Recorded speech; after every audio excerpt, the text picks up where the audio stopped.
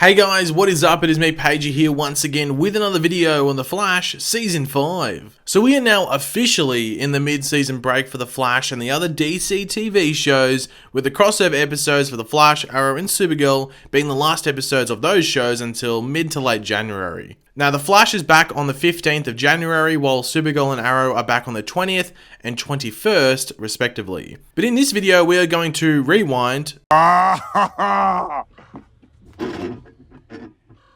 Oh, that's hot. That's hot. No, not YouTube rewind. We are just going to rewind back to episode 8 of The Flash for this season, otherwise known as the 100th episode, and some questions that have popped up regarding that episode. Now, in the 100th episode, we saw Barry and Nora travel back through the show's history to collect some gadgets and items they needed to defeat Cicada. Well, at least attempt to defeat Cicada. Now, during their journey to the past, Nora and Barry encountered Eobard Thawne, which led to Nora finding out that Thawne actually murdered her grandmother. And after returning to the present, Nora decided to go to the future, to 2049, to see Thawne, who is actually imprisoned in Iron Heights. And he is looking like Wells in the future still. Eobard's return in the final scene of the 100th episode starts to answer questions that both the audience and Sherlock have had since the beginning of this season. Now, just quickly, as I said, it's the mid-season break now, so let me know any questions or topics you would like me to cover over the break, just in the comment section down below. If you have any questions or topics, let me know. And of course, let me know in the comment section down below your various thoughts and stuff of this, the stuff we go over in this video. And of course, if you're going to enjoy it, be sure to drop a like on it. So we're going to be going through questions brought up to executive producer and showrunner for The Flash, that being Todd Helbing, following the 100th episode, and what certain things lead to in the back half when we return in mid-January. Now, we'll leave the link to the article. I think it was at either Entertainment Tonight or Entertainment Weekly, one of those websites. So I'll leave it linked down there if anyone is interested in reading. But why read when you can listen? Now, we will also go deeper into certain answers when relevant, so let's jump straight into it. First, is this the version of Thawne that escaped at the end of Crisis on Earth X? Yeah, so he escaped from Crisis and then at some point went to the future and got put into Iron Heights. Now, I guess that's confirmation, but it's a very loose and vague explanation or confirmation from Todd. Obviously, this Eobard Thawne is almost like halfway looking like Wells and looking like the normal Eobard Thawne with the hair and stuff. So we possibly could get an explanation around that. Possibly if or whenever Barry meets this version of Thawne, he might be like, yo, you look like Wells, but what's with the hair, dude? Is there a hairdresser in Iron Heights? What's going on? So there could be like maybe the DNA, replicator that he has just sort of malfunctioned, or his body, because it's changed so many times, it's just sort of stuck between half Eobard Thawne and half Wells, so his body's just confused, if that makes sense. Is this something you've been planning since Nora was first introduced in Crisis last year? We wanted to do the Nora thing all last year, obviously, and then have it be a big part of Season 5. We had actually a wildly different version of Season 5 at the midpoint of last season. I think after we watched the crossover, personally Thawne is my favourite villain, everybody in the room started talking about seeing him again and how great it was and the reaction from the fans. We just thought we should figure out a way that we could weave him into Season 5. And once we start talking to him, the dam broke open and we figured out a pretty cool way to do it. So cool, it's having Thawne back, awesome. I think everyone wanted to see that, but I am sort of intrigued. What was their original viewpoint of what was meant to happen in Season 5? Was Cicada meant to be the whole villain the whole season with no sort of back thing going on with Nora? I'm intrigued about that. Maybe Todd might reveal that in another interview. What should the audience take away from this final scene? That Thawne is the one that sent Nora back to the present? Some of the stuff I want everybody to get in the moment, but I would say that he has been instructing her in different ways. You'll really get to see the relationship moving forward in the back half of the season. So the main thing I'm looking forward to diving into with Thawne and Nora is how long they have known each other. When did they first come in contact? Did Nora find out Thawne was locked up and wanted to meet her father's, greatest rival in the flesh and learn information from him, that the museum and her mother didn't know or reveal? Lots of cool things could be revealed about, their past, which I personally cannot wait for, so hopefully we get it.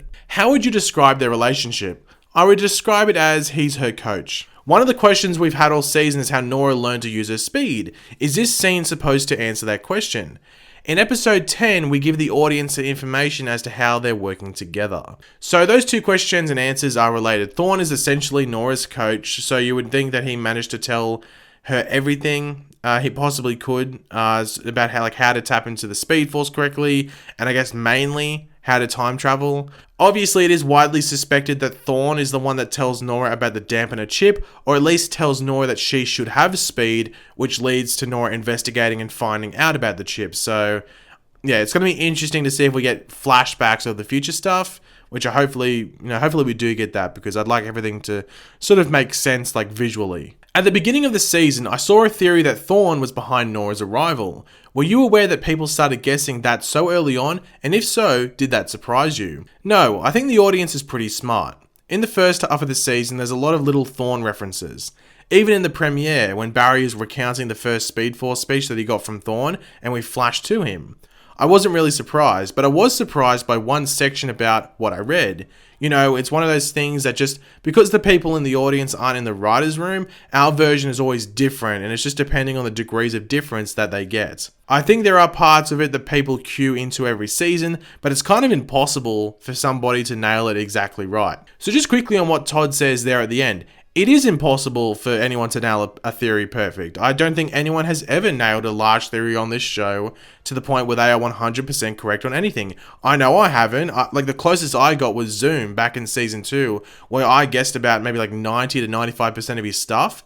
Now, Savitar was obvious in regards to who he was, but no one would have picked the whole like time remnant story and how exactly he became Savitar, like how he was, neglected and betrayed, and then he just grew into Savitar. No one would have picked that, so no one was exactly correct. So Todd is actually like bang on there with it, being impossible for anyone to like 100% nail theories and predictions in regards to, the big bads or larger like overarching stories for the season. Was Cicada part of Thorn's plan all along? There's also that moment of recognition when Nora mentions Cicada when she and Barry return to the flashback episode. Let me see how much of this I can answer. Cicada always existed, but like we explained, not that version of Cicada. So the reason for that is going to play into the back half of this season. Team Flash failed to defeat Cicada in the episode. How does this latest confrontation affect Cicada's plan for the rest of the season? Now, he's on the hunt and they know who he is. CCPD is brought into the fold, so he's a wanted man. I'll just say that this is sort of our Act 2. As you start to understand more of the Thorn relationship with Nora, you're going to see how everything starts to play out with Cicada. He's really under the gun here, so his time to do what he wants to do is running out. Does that pressure make Cicada more desperate, or does he start acting more strategically? In the first 8 episodes, Team Flash isn't necessarily his number one objective, it's just metas in general. They're sort of now thwarting his plan, so I think his ire has started to shift a little bit. He's more concentrated on stopping Team Flash than he was initially. Now, this gets me excited as Todd is right. In the opening half of this season, Cicada was just going after metas. He wants to destroy them all, sort of like Pokemon, but catching, destroying instead of catching. Team Flash were just some randoms to him that showed up every once in a while and just tried to floss on Cicada's dab. But now they're starting to give him a bit of a migraine, so Cicada is just going to have to, try and Millie Rock back at them. Sherlock is getting closer to figuring out what's going on with Nora. Can you tease what we can expect from that part of the story? From the first episode that he appeared, he knew that something was wrong with her story, and just being a detective, he looks at everything as a mystery. He's starting to slowly put these pieces together. He's going to run into a couple of roadblocks. One episode that I'm really excited about is you get to see one of the wives come back, which is really fun. Everything is a mystery to him, including love, so he's trying to solve all of this. But he starts to slowly decipher what it is about Nora's story that doesn't make any sense and how these pieces are starting to fit together, and then it's all going to come to a head.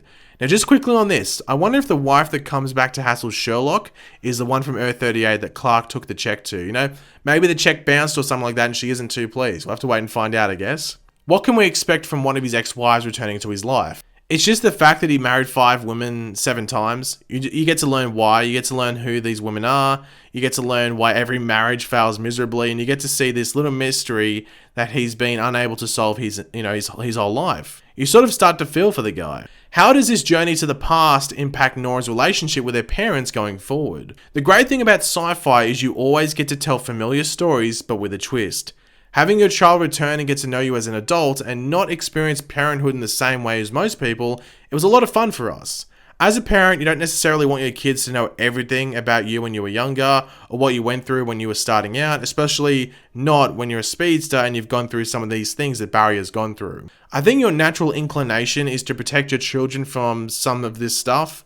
So exposing Nora to the fact that Savitar was really this bad version of yourself, and Barry obviously doesn't know that she knows Thorn already, introducing her to this evil person that's been such a big influence in his life, there's no way that she can't get a completely different viewpoint of her dad after that experience. Ultimately, it's going to bring them together. You know, that scene outside of the Allen house sort of sums it all up for me. The look on Nora's face when she sees Barry watching because he knows what's going to happen, the way that Jessica played that, I think was just perfect. But yeah, I think she just has a really complete picture of who her father is. Now, the 100th episode for me was fun, but it was rushed, and I think most people agree that the episode would have been better if there could have been more focus on these events that Nora witnessed and just like a bit of talk between her and Barry. We can hope that they might spend time on this in the back half, but Nora learned a decent amount about her father that isn't even hinted at in the Flash Museum.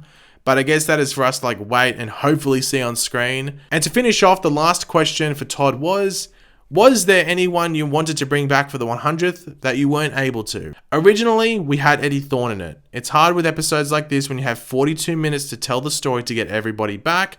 There are scheduling conflicts. I think we would have loved to have had a longer scene with Teddy Sears for sure. We would have liked to get Tom Felton back. That would have been great. There were a lot of people that we wanted that were on board that you ultimately can't do just because of time. Patty Spivot, played by Chantel Van Senten, would have been great as well. But yeah, guys, that's it. So thanks for watching. Hopefully this video gave you a bit of a better idea as to what we're going to be dealing with when we pick up with the Flash back in mid-January with episode 10. If you enjoyed it, it would be awesome if you could drop a like and it shows support. Let me know in the comments section down below your various opinions on what we went over in this video.